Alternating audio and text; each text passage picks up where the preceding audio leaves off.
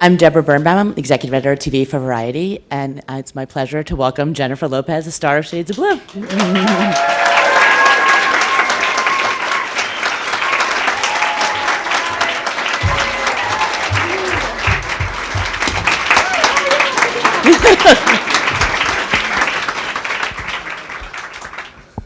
How's everybody? Good?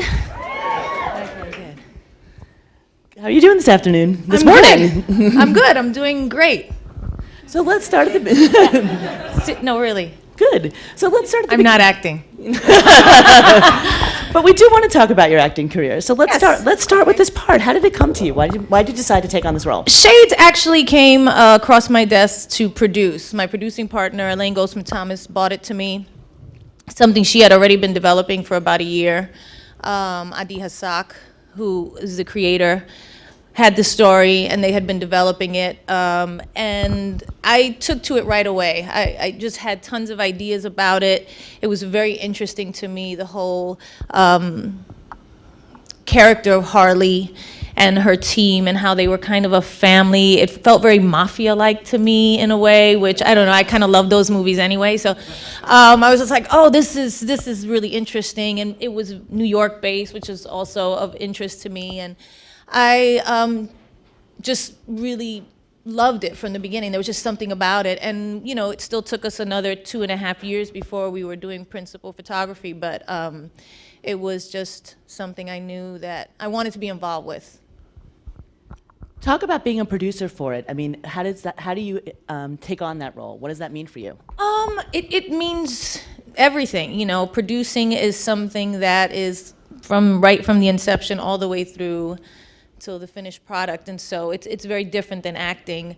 But it's great because you get to be involved in all kinds of decisions that you don't as an actor. As you come on as that's more of a collaborative thing. But being a producer is just about every decision, how things are going to look, who's going to be involved, every line that's on the page, you know, you get to see it. And, you know, it's just, you get to input on so many different levels. You actually really get to create a great project, you know, if it comes out great. Sometimes no, but sometimes yes. And so it's really exciting for me to be on that side of things now at this point in my career. So let's talk about the role of Harley. How do you find your way into her? What motivates Harley? You know, Harley for me is so far from who I am in many ways. I think, how do I find my way in? I find my way in through things that I actually know, which is like being a mom. You know, and the fact that her motivation is to, you know, protect her child. And that's, for me, was the main entry point emotionally for me as an actress, to find how I was going to do all these things that she winds up doing through this season, which are shocking and crazy. Just a little bit. And not normal. No. You know what I mean? So, you know, but there's a reason for it, and you have to have a reason for these things. You know, you have to understand it on such a visceral level and know that yes, of course I'm making this choice. Of course this is what I have to do. There is no other choice I could have made. And that's what, you know, being an actor is. This is totally inhabiting that mindset and totally inhabiting those emotions and knowing that each moment is true for you and making it true. Is she good? Is she evil? Is she somewhere down the middle? She's good. I think to me she's good, and she's struggles. She's walking a tightrope with all of the circumstances that the writers give her, but at the end, and that the story is about, but at the end of the day, she is a good person trying to do right by the people that she loves and by herself. And, you know, sometimes that entails doing bad things and questionable things. And I think it's the same thing in law enforcement. So her life, her personal life is now mirroring her, you know, her work life, her professional life as a cop. And it all starts to collide and get very messy. But I think she is, at the core, a good person, as I think a lot of the characters in this piece are. But again, I think it's very human. I think the reason people have kind of been interested in the show this year and Harley is because you understand her.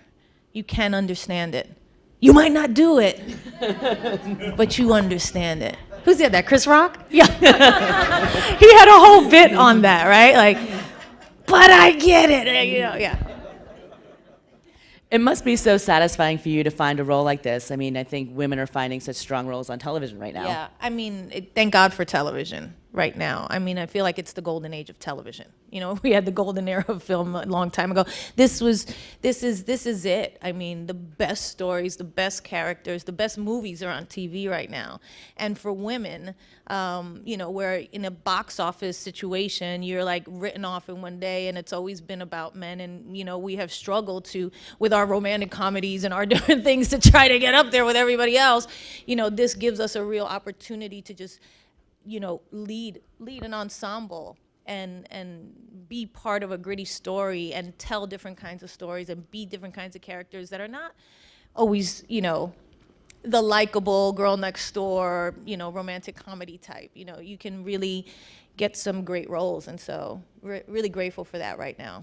Frankly, as men have always been as well. Meaning? Meaning that men are allowed to be complicated and messy and gritty. And, Oh yeah, you know. yeah. And I think it's, as supporting characters, we have been able to do that in film, but not as the lead character, not as the protagonist. And I think that's a whole different thing now that's happening, and it's really good for women on TV. There's a lot of shows, yes, that are allowing us and being written for that. And, you know, and women are using their star power that they had in film and taking it and, you know, going, I'm going to produce this, or I'm going to do this, or I want to tell this story. And that's really exciting to see in the business right now, too. Talk about working with Barry Levinson. I know he directed the Yes. pilot. What was that experience like? I mean, you know, you're going to work with Barry Levinson, you get super excited. I got super excited. I was like, oh my God, Barry Levinson. You know, you want to work with great directors who know how to tell a story, who know how to film it, who know how to, I don't know, they just, you know, there's directors, and then there's directors who get it right over and over and over and over again for a reason. There's just something that he sees and something that he does, and I was just so excited to be part of that process with him. And we had a great time working together. You know, we understood each other. You know, we were on the same page with what the story was about, tone-wise, what it would be. And I was interested to see how he saw this world, you know what I mean? So it was a lot of fun working on he did the first 2 episodes of the season. Directed them, but he's been an executive producer on all of it. And then talk about what your relationship is like with the writers. How closely do you sit down with them and chart out the course of your character? Yeah, at the beginning of the season, Jack Orman, who's the showrunner and the head writer, and the writers kind of took us through what the journey would be. Now, we already kind of knew this because we had been producing it for 2.5 years, and he came on a little bit after, but the way they honed the character and actually brought what we saw in an original script to life and really flushed it out over the first time. I think we went through 7 episodes right away. He was like, this is where I see this going. And we're like, no, he dies? No, wait. You know what I mean? Like, what? No, he wasn't supposed to die. No. And so there was like, you know, it's exciting to see them take the idea and then, and the crew, and then see where it goes over 13 episodes. Because again, when you're used to doing film, which I have over the past many years, and I did TV early in my career, but never, you know, like I said, it was like part of an ensemble, never as a protagonist, to see like the writers and produce it and actually see what they do and how they take an idea from a pilot and really just give the whole thing life over 13 episodes is so amazing. It's really a great thing to be involved with and to see how it happens. And again, to have input and say, well, I think she should do this or she wouldn't do that there. And them knowing that you know that character after you film a couple of episodes and they see how they're like, oh, okay, that's how you're doing it. That's how you're playing it. And you say to them, I don't think she would do that. I think she would do this. And they go, okay. And to have that type of rapport with the writer's room is very exciting, you know, to have that respect, because you have such tremendous respect for what they're doing, and for them to give the actor respect in that way, it gets really exciting. And I think you only have that in series work. I'm sure they probably start to write to you as an actor too, like, oh, I know that she can do this, so we're going to write in that she's able to, you know, have the skill set. Yeah, absolutely. They definitely start tailoring it once they see who this is and how you bring her to life, because it's just words until you do something with it, right? And so once you start doing what you do and they see how you're choosing to play it, they definitely, right? And also, if you're athletic, if you're not athletic, if you're, you know what I mean, different things that you can do, they'll definitely take advantage of that. Well, that brings me to my next question. I was going to ask you about your stunts. Do you do your own stunts? How physical do you get in the role? I do. I don't know if you notice how banged up my knees are. I'm not a physical person, even when I do my shows too. That's where the knee stuff is from. But I do. I like to do a lot, as much as I can. You know, they're never going to let you do anything that's truly going to hurt you because they need you. And if you're not there, the show shuts down. So, spoiler alert: Harley survives. yeah. No, but you don't ever want to put your actors in danger. And when I see the other actors, kind of like, especially the younger actors, like in their 20s, like how I used to be, which I still have scars from movies I did in my 20s, because you will go for it and you will hurt yourself. You know? And you were just like, listen. It's a long road, if you're lucky, so take it easy. Let the stuntman do his job. He loves it.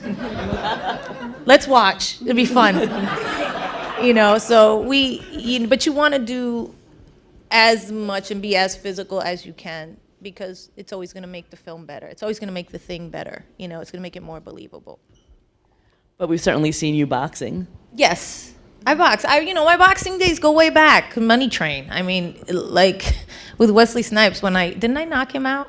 No, he knocked me out. We couldn't do revisionist history. Right. In my mind, the way I remember it is. We'll go with you on that one. Yeah, but I've always boxed, and when I did the movie Enough, I also did a lot of Krav Maga and stuff like that. Thank you, sweetie. This is a woman's movie. I know. It's applause on that. It's culty. It's culty. But I've always been kind of into that. So, and it was written in the original script, but Barry, when he saw me boxing, was like, decided to make it this whole thing. It was like we were supposed to shoot it in like 20 minutes, and we wound up shooting it for like 2.5 hours. They were like, enough with the boxing. But Barry was like, no, this girl, she's so tough. I love it. I feel it. I see it. And that opening in the pilot, you see much more of it than we thought you were going to. It was supposed to be like a couple of seconds of just montage, but it turned into something else. The show also goes through a lot of twists and turns and trying to keep track of who knows what. How do you keep track of who knows what? And it's very difficult. I think it's one of the most challenging things about playing Harley for me is, and probably for people who actually do this in real life, live a dishonest life, or have to juggle a lot of lies, which I don't. And that's when I opened up saying she's very far from who I am, is I don't live that way. And so to navigate that part of it was like, okay. I lied to him, but he knows a little bit. He's not in the scene, but the audience doesn't know. So should I play it like the audience knows? It became like a 4 or 5 part thing in every scene of figuring out actually how to play the scene so that dramatically it was exciting for the audience and what they would be thinking, like, oh, she's acting like she's not lying, or she tells that, how good of a liar is she, or damn, I hate her because she's such a good liar. Like, there was so many parts of it that I had to think about to play her, and you make a choice. At the end of the day, it's right or wrong. You just make a choice and you go with it and you stick with it, and you hope that it serves the story. You make it in the hopes of really servicing the bigger picture. And I would imagine it's also a challenge doing that all in your face while you're also doing very physical scenes as well. Yeah, and I hope to have even more physical scenes this time. I feel like for actors, it's great to have great dialogue. It's great to have scenes where it's like all right here, but it's even more exciting to see them in action, to actually play it out as opposed to say it out all the time, What kind of research did you do for the part? Did you meet with law enforcement? I played a cop about 10 times. So that counts. I've done it. I did my research many times for movies and films and stuff like that. And so I felt really comfortable in this world when I got here. And to me, this piece is not so much about being a cop as it is about human nature. The story is about human nature and the things that we'll do. to survive, and how good people can really do questionable things and things that you can, unimaginable things. What did you learn from the experience of making a TV series like this?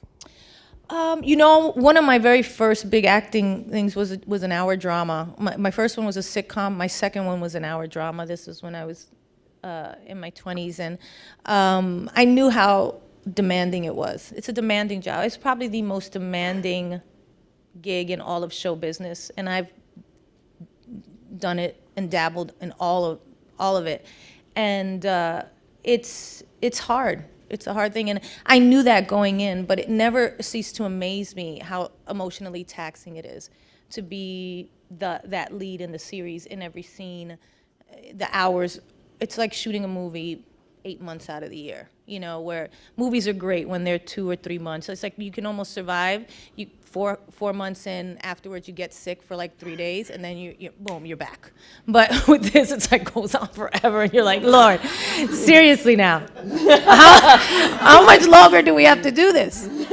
This is crazy, and it is the emotion of it. It is the roller coaster of being at that high tension, and especially the way they're writing TV right now.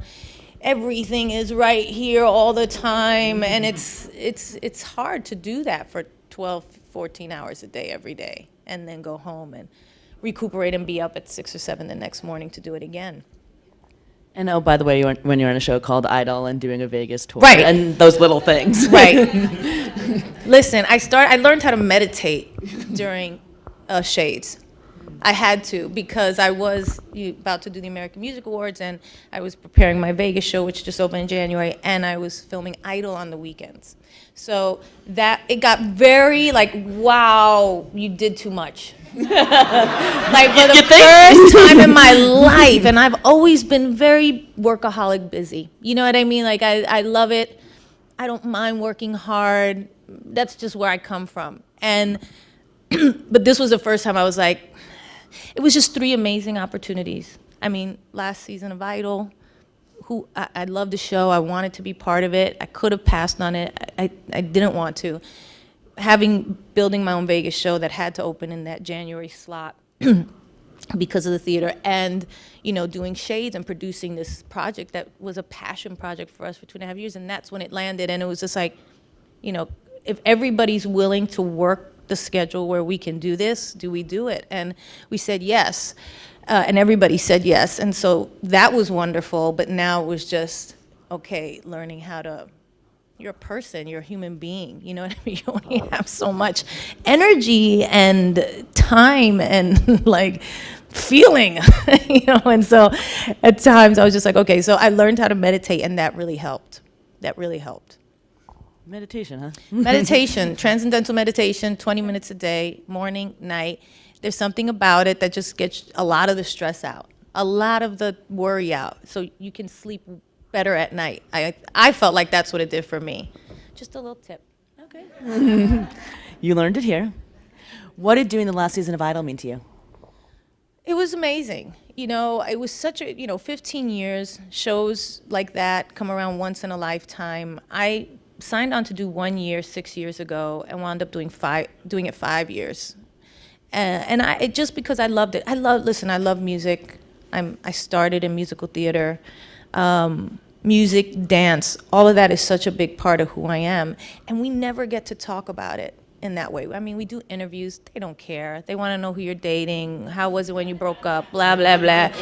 And nobody wants to really talk about the music or where it comes from or how you do it or what it takes to perform. And it was such a joy to me to be able to take the experience I have and talk. It's just like talking like this, talking about acting. It's fun. It was great for me.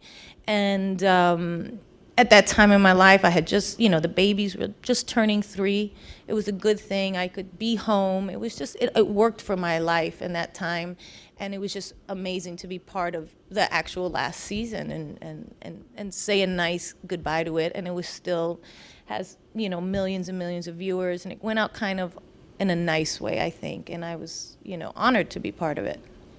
Could you see it continuing again in some form? Or being a part of there's it? been talk of that, like rumors. Nobody said anything to me specifically, but there's rumors, people talk, and you never know. Like I said, it still had millions of people watching every week, so any network would love to pick that up and get those millions of people watching there. Anyway, so you never know.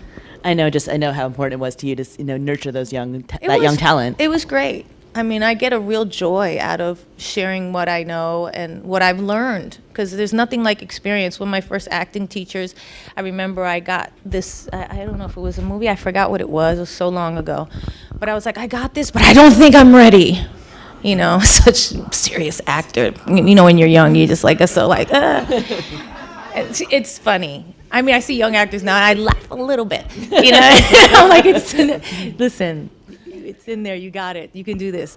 But my teacher said to me, I said, I don't think I'm ready. He's like, the best way to learn is on the job and the experience. And now, years and years later, I realize it's that experience from doing great and not doing great, and messing up, and that makes you the artist that you are. And being able to share that with people, because you've done well and you have fallen down and done awful at times, is what makes it all, like, it's where you learn.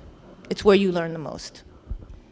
Talk about starting out. I mean, it seems like you've known from, the moment you were born that you wanted to be a performer. I did. I felt from a very young age that I loved music and dancing and musicals, and my mom also did. She was a big fan of Natalie Wood, and so we watched West Side Story way too much when we could. And I just grew up watching tons of musicals. She loved Barbra Streisand, and so I grew up with that same type of love. And from a very young age, I knew that that's what I loved, that I wanted to do. I don't even know what that meant at 5 or 6 years old. I just know it was a feeling.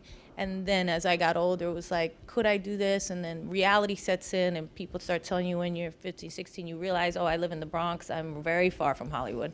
Nobody in my life does this. Nobody around me does this.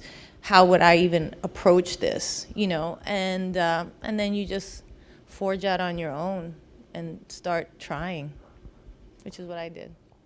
How were you able to break through? What gave you that break? I don't know. I think I started, going into the city, getting on that 6 train and leaving that small world behind and realizing there was a much bigger world out there, and taking dance classes and making that my life, and taking acting classes and trying to just go, I'm just going to try to be the best performer I can be. And just keep learning and keep growing, keep trying. And then, you learn how to go on auditions, and then you realize you need an agent, and then you realize, this happens, and it just happens gradually and slowly. It was a long time for me. I didn't make my first album until I was 28, and I made my first movie when I was younger. I did my first acting. I started acting first, so was doing my pilot, I think. I was a dancer on In Living Color first, and then pilot, South Central, and started doing hour dramas, and then I just started doing movies. Once Greg Nava cast me in Mi Familia, and then later in Selena, my career kind of really took off. Yeah. What was the best advice you got along the way throughout your career? Probably from my mom. I was on my first tour. I was on a musical theater tour in Europe. This was before all of the acting and television shows and stuff, before In Living Color. And I was traveling as a dancer and a singer in a kind of a production, like, musical review show across Europe. And I was out there for 5 months. And in the first few weeks I was out there, I did not get a solo in the show. And I called my mother, and I was upset, crying and angry at the same time. And she was like, do not ever call me. She was like, listen, don't call me with this bullshit. Honestly, you chose this career. This is what you want to do. You're out in Europe. None of us have ever been to Europe. So, congratulations. And this is what this business is. You're going to have to fight for everything that you want, and you better. And don't be a baby about it. It was basically what she was saying. And she was right. There is no crying in baseball. You know what I mean? You gotta just, you take what you can get, you fight for all you can have, and sometimes it works in your favor. What's meant for you, nobody can take it away, and what's not for you is not for you.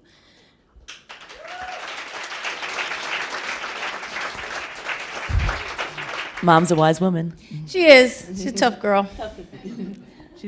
She made you a tough cookie. Yes, she did.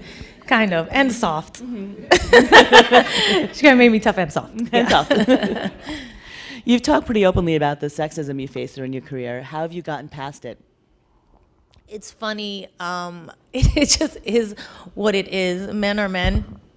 Okay? And women are women. And, you know, there's no kind of getting around that. We just kind of have to always try to make it better, you know, as far as the respect and by putting up our own boundaries and not giving away our power and being, you know, like, and it is what it is. You know, I remember being, you know, I thought to myself, it was funny, I was doing a movie, with a big star, big director, nameless, and early in my career, and I got the lead woman role in the movie, and the director said to me, "Can I see your tits?" And I was like, no, you can't. And he was like, "Why not? Are they saggy?" I said, "No, actually, they're perfect, but you're not gonna see them." And he was like, and he pushed pushed a little bit, and then he stopped. He realized he was gonna get nowhere with me. And I thought to myself, would you ask the star of this movie to see his dick? No, you would not. Yeah, why are you asking? Or his ass? You know what I mean? Why are you asking me this? Like, I'm not gonna show my tits in your movie, so blah, blah, whatever. So it was just weird.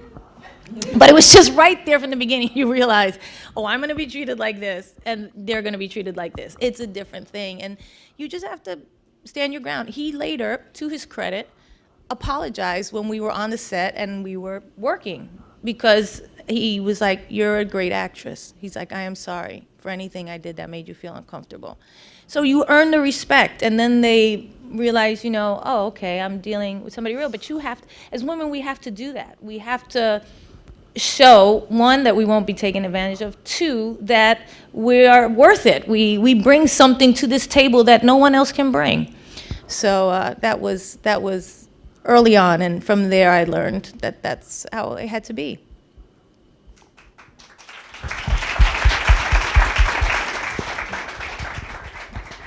As you look back over the course of your career, is there a role you're proudest of? Proudest of?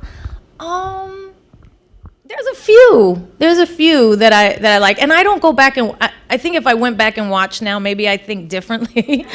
But in the moment, I felt like I was very proud of Selena. I was very proud of Out of Sight. Very proud of a small movie that probably nobody saw called El Cantante, where I played this woman named Pucci. Yes, thank you. Okay. Super happy about that.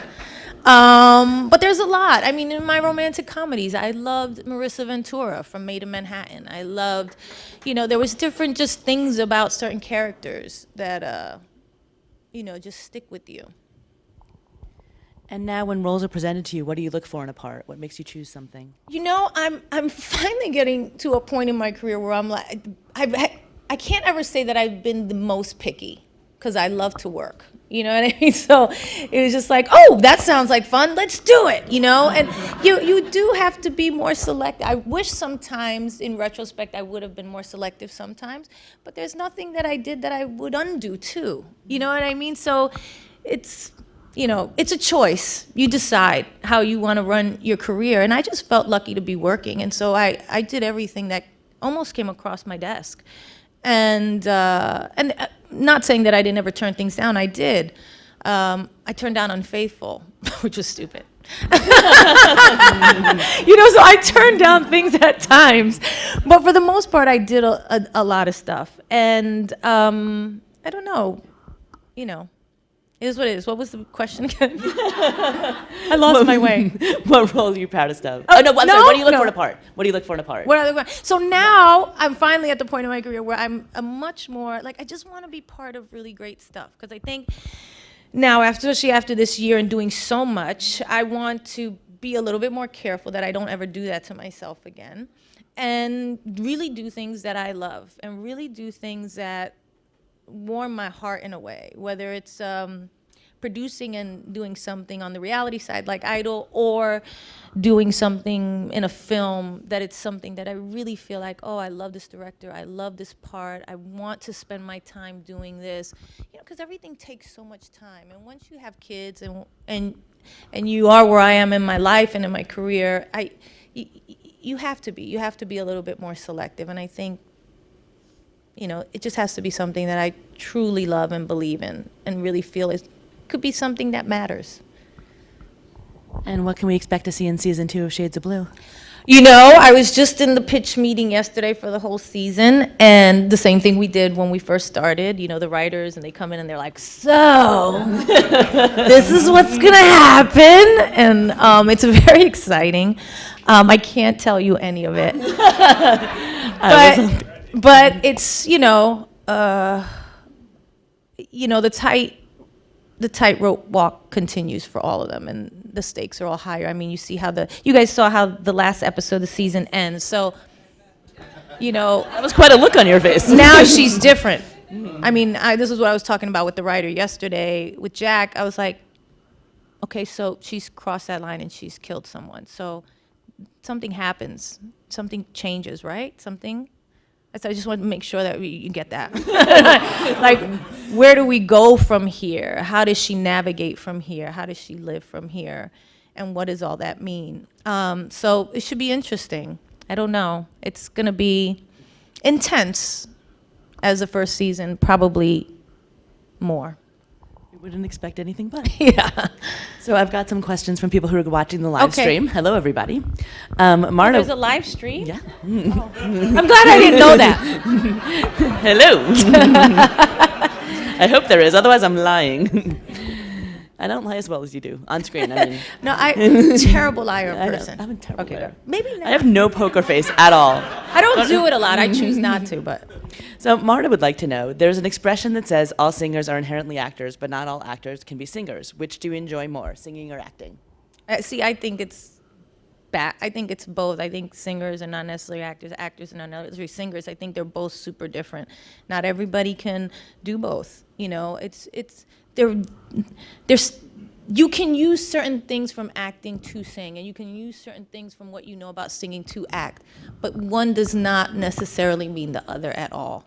I don't know. I use a lot in my acting for singing, and I use a lot some things in my performing and singing for acting. But the main thing is that you have to be in a relaxed state for both. It's the craziest thing because, like we said, you're like sometimes in these parts you're like up here and intense, but at the same time you have to be so relaxed and so not nervous, and that's the trick for both. I think that if you can be really, really calm while you're doing the crazy shit, you're gonna kill it. And it's the same thing with singing. If you can be really calm in that moment, you're gonna kill it. And that's the thing you have to get to, where you just are so loving the moment that you're just doing it.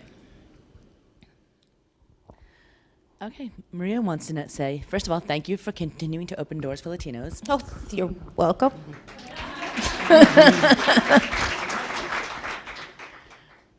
I imagine that being a Puerto Rican woman has made it more difficult for you to succeed in TV and film. What are some of the roadblocks that you've encountered on your way to success? It's funny, in the beginning, I never thought of this at all. Never. It just wasn't a thing to me. I was just a girl who wanted to act and sing and dance, and that's what I was gonna do. And I did. And I didn't think about, oh, they won't hire me for this because I'm Puerto Rican, or they won't hire me for that because I'm Puerto Rican. It was almost like it didn't exist in my mind. I was like, I am the best actress, I am the best performer.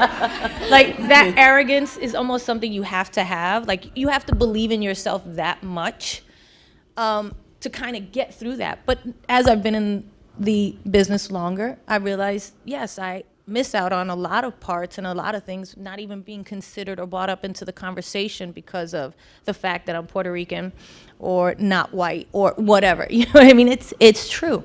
It exists. And parts are tailored for certain things. But, you know, Barbara Streisand told me something one day, and I realized that who you are is your biggest strength, right? So she told, from her career, she was just like, you know, she did things that really suited her. She played the Jewish girl who, you know, was like, you know, in Funny Girl or whatever it was or anything, who was funny and who was, you know, and that was who she really was, you know, and who had a heart of gold. And you know what I mean? And that became, in all her different parts, and all the ones that she sorted and all the ones that she was really, really remembered for, it was her. And so at the end of the day, it's you. It's you and what you bring to a part that's, so it's not about kind of trying to get everybody else's parts that are right for them. It's about finding the parts that are right for you that you can shine in. And so I don't think of it in that way. You know, yes, do I wish they told more Latin stories? Yes, well, maybe as a producer, I can contribute to that now. Do you know what I mean? So that's what we, if we want that, then we have to do that.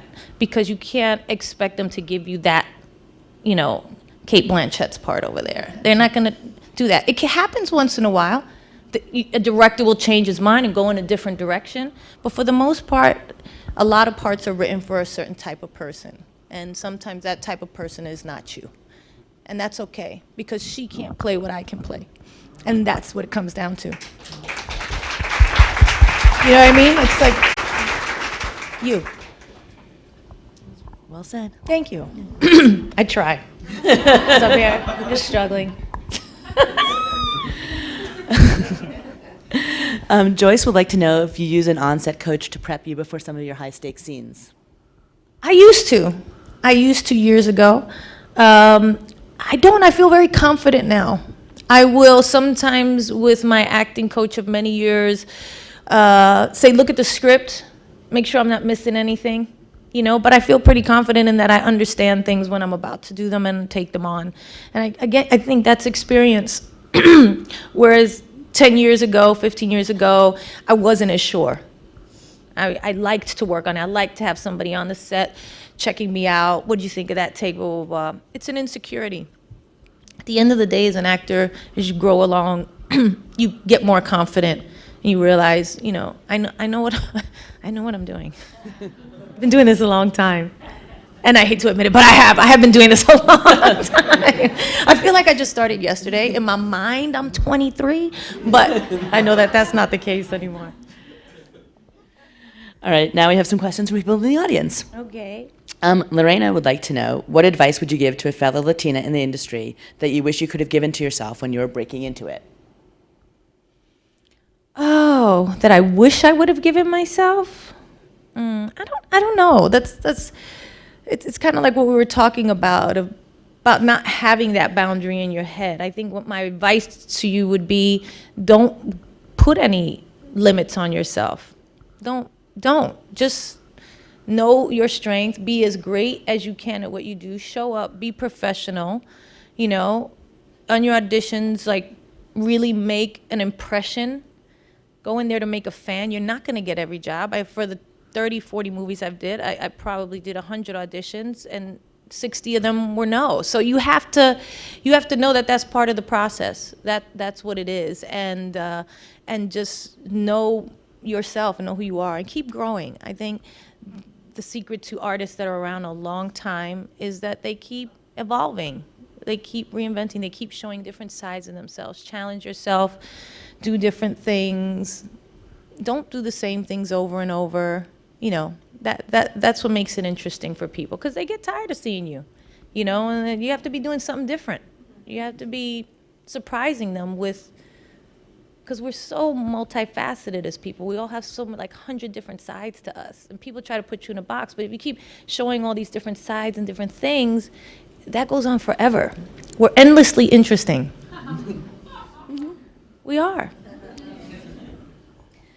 Janet wants to know who your mentors were when you were starting out. Mentors? Well, I had a mentor, a dance teacher. His name was Lorenzo Maldonado when I first started dancing. And he showed me, again, like there was a bigger world out there.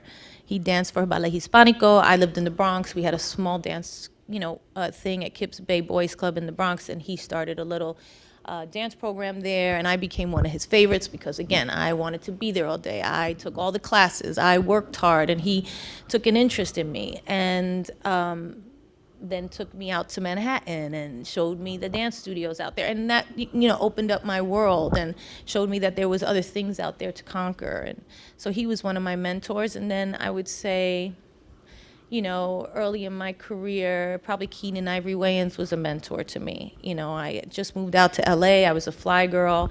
And, he was like, you're going to be a star. He was like, but it's going to be hard and you need to, focus and don't let anybody tell you anything different. He was just very affirming. And, over the years, I've always called him. And when I got my star on the Hollywood Walk of Fame, he was there with me. And, he's been a great mentor. But there's been a lot. Gregory Nava has been very integral in my career. A lot of people. There's so many along the way. My acting coach, Aaron Spicer. A lot of people. Wendy is taking us back to Harley. How hard was the moment when Harley decided to work with the FBI, and betray everyone? Is it all about her daughter?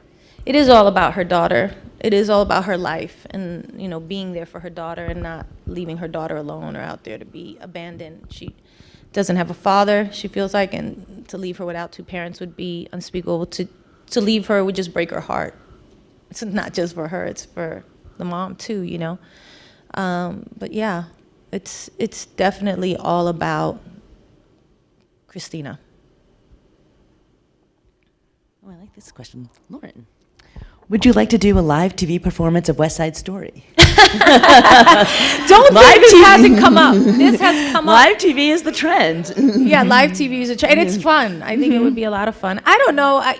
There's a few projects floating around that people are talking about because there is a trend right now to do these live, shows. And I don't know. I would definitely do one.